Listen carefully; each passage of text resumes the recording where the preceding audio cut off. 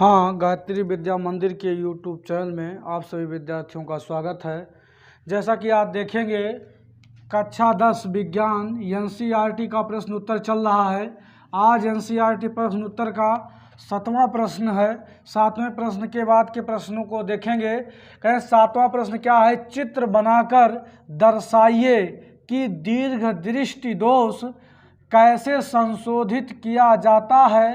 एक दीर्घ दृष्टि दोष युक्त नेत्र का, ठीक है, निकट बिंदु 1 मीटर है, मीटर में दिया गया है, ठीक है, 1 मीटर है। निकट बिंदु कितना है? 1 मीटर है। इस दोष को संशोधित मतलब ठीक करने के लिए, संशोधित करने के लिए आवश्यक लेंस की क्षमता क्या होगी? क्षमता यानी पी, पावर निकालना है। यह मान लीजिए कि सामान्य नेत्र का निकट बिंदु कितना है? 25 सेंटीमीटर है।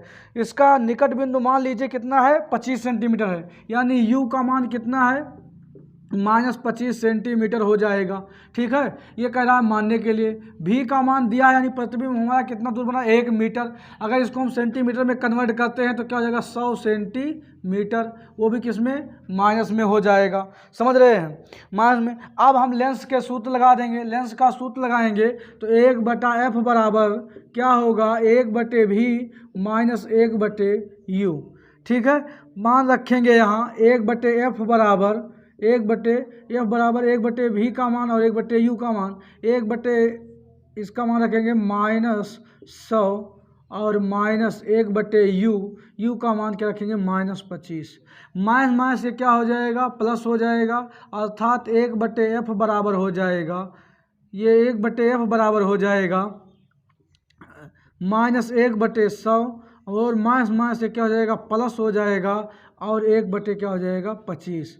ठीक, आगे देखेंगे 25 और 100 का लासा कितना हो जाएगा? 100। 25 और चाहे इसका तिरछा गुणा कर दीजिए। 25 से करने 25, 100 करने 100 और 25 से 100 में गुणा करेंगे 2500 हो जाएगा डायरेक्ट। चाहे आप ऐसा कर लीजिए और चाहे आप इसका लासा ले लीजिए। इसका लासा हो जाएगा 100 और 100 से इसमें गुणा करेंगे, भाग देंगे तो 100 करने क्या हो जाएगा? -100 -1 हो जाएगा और प्लस क्या हो जाएगा? 25 चौका 100, तो यहाँ हो जाएगा 4, क्योंकि बीच में प्लस लगा इसलिए प्लस लगा दिए, ठीक है। और ये किसके बराबर होगा? 1/f के बराबर होगा, ठीक। और आगे यही करेंगे तो 1/f बराबर हो जाएगा, +4 में से -1 घटेगा तो 3 बचेगा। 3/ कितना हो जाएगा? 100। और हमें 1/f का मान नहीं निकालना है, हमें मान निकालना है f का। तो हम अगली लाइन में लिखेंगे 1/f नहीं, हम लिखेंगे f बराबर अगर इसको पलटेंगे तो ये भी गिनती क्या हो जाएगी? पलट जाएगी, अर्थात 100/ क्या हो जाएगा?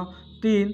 100/3 को 3 से 100 में भाग देंगे, 3 तिरिका 9 और फिर 3 तिरिका 9, फिर बचेगा 3 तिरिका 9, 3.34, यानी f का मान आ गया। अगली लाइन में लिखेंगे f का मान 33.34 सेंटीमीटर, यानी f का मान इतना आया, वो भी किस में? प्लस में। f का मान इतना आएगा, वो भी किस में? प्लस में। या चाहे आप इसको लिख सकते हैं, ठीक है, 100 क्या लिख सकते हैं? 100/3 चाहे कहिए, ठीक है, और चाहे कहिए 33/, ठीक। अच्छा, अब यही मान अगर इसमें हम क्षमता निकालें तो हमारी क्षमता का सूत्र होता है, क्षमता बराबर होती है P बराबर 1/f, ठीक है। P बराबर 1/f होता है, ठीक है।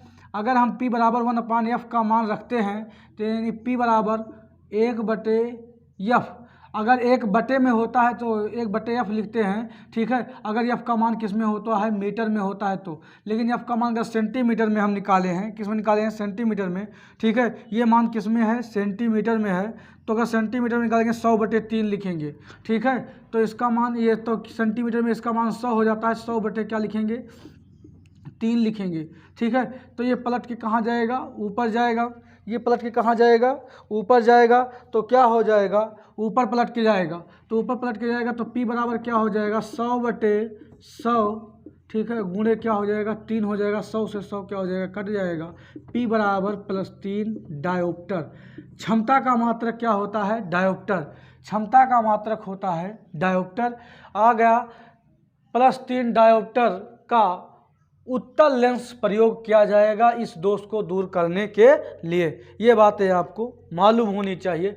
कह रहा है दीर्घ दृष्टि दोष के संशोधन के लिए उचित क्षमता के उत्तल लेंस की आवश्यकता होती है। मतलब उत्तल लेंस की आवश्यकता होती है, ठीक है, इस दोष को दूर करने के लिए। एफ का मान ये आएगा, पी का मान इतना आएगा, ठीक। अब इसी क्रम में अगला प्रश्न हम देखेंगे, प्रश्न नंबर 8। प्रश्न नंबर 8 क्या कहता है उसके बारे में देखेंगे। हाँ, तो अगला प्रश्न देखेंगे, प्रश्न नंबर 8। प्रश्न नंबर 8 क्या कहता है, सामान्य नेत्र 25 सेंटीमीटर से निकट रखी वस्तुओं को सुस्पष्ट क्यों नहीं देख पाते। मतलब सामान्य नेत्र जो है वो 25 सेंटीमीटर से, स्पष्ट दृष्टि की न्यूनतम दूरी कितना होती है, 25 सेंटीमीटर। यदि 25 सेंटीमीटर से नज़दीक किसी वस्तु को रख दिया जाए तो वह सुस्पष्ट नहीं देख पाते हैं हम। यदि अगर किसी बहुत पास लेके आते हैं तो वो चीज़ हमको धुंधली दिखाई पड़ने लगती है। तो ऐसा क्यों हो जाता है। कह रहे अभिनेत्र लेंस की फोकस दूरी समायोजित की जा सकती है, परंतु अभिनेत्र लेंस की जो फोकस दूरी है इसमें समायोजन की क्षमता होती है, परंतु क्या कह रहा है, इसकी फोकस दूरी एक निश्चित न्यूनतम सीमा से कम नहीं हो सकती है। इसकी एक निश्चित न्यूनतम सीमा होती है कि उससे ज़्यादा कम नहीं हो सकती। उससे कम अगर करेंगे तो हमको जो दृष्टि है वो धुंधली दिखाई पड़ने लगेगी। करें इसे कम करने के प्रयास से आँखों पर तनाव बढ़ता है। अगर इससे कम करने का प्रयास करेंगे तो आँखों पर तनाव क्या हो जाएगा, अधिक बढ़ जाएगा और वस्तु धुंधली दिखाई देती है। और वस्तु कैसे दिखाई देने लगती है, धुंधली दिखाई देने लगती है।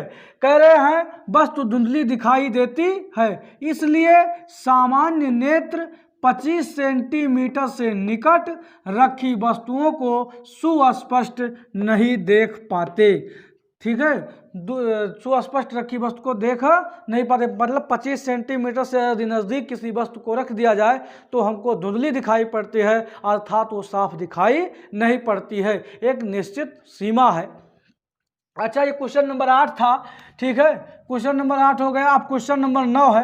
क्वेश्चन नंबर 9 क्या कहता है, जब हम नेत्र से किसी वस्तु की दूरी को बढ़ा देते हैं तो नेत्र की प्रतिबिंब दूरी का क्या होता है। नेत्र के प्रतिबिंब की दूरी का क्या होता है, नेत्र में जो प्रतिबिंब बनता है उसकी दूरी का क्या होता है, ठीक है। जब हम किसी वस्तु को आगे पीछे करते हैं तो आंख में उसका प्रतिबिंब कैसे होता है।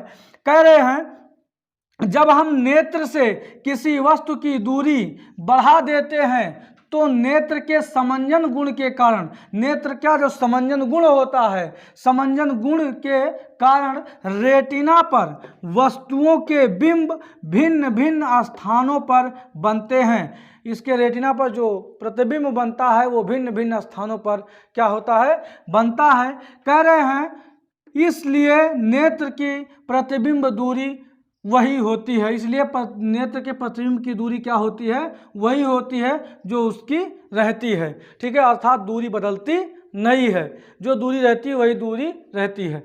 कह रहे हैं अगर वीडियो अच्छा लगे तो चैनल को लाइक कीजिए और सब्सक्राइब कीजिए। यदि जहां समझ में नहीं आता है जिस क्वेश्चन में, इसीलिए क्वेश्चन को हम लिख देते हैं पूरा, आप बिल्कुल शॉर्ट स्क्रीन ले सकते हैं और कॉपी में लिख सकते हैं इसको, ठीक है। एक एक क्वेश्चन हम हल करवा रहे हैं, एक क्वेश्चन नहीं छोड़ रहे हैं, क्रम वाइज। इसके पहले भी एक वीडियो डाले हैं, उसमें प्रश्न नंबर 1 से लेके 6 तक है। उसके पहले भी एक वीडियो डाले हैं जिसमें 2 प्रश्न हैं, आकाश का रंग नीला क्यों दिखाई देता है, और दूसरा प्रश्न है सूर्य उदय और सूर्यास्त के समय सूर्य रक्ताभ क्यों दिखाई देता है, ये प्रश्न था। और उसके बाद 6 प्रश्न कल वाली वीडियो में डाले, और ये प्रश्न 7, प्रश्न 8, प्रश्न 9 इस वाली वीडियो में डाल दिए। लगभग प्रश्न इसके हो चुके हैं, ठीक है।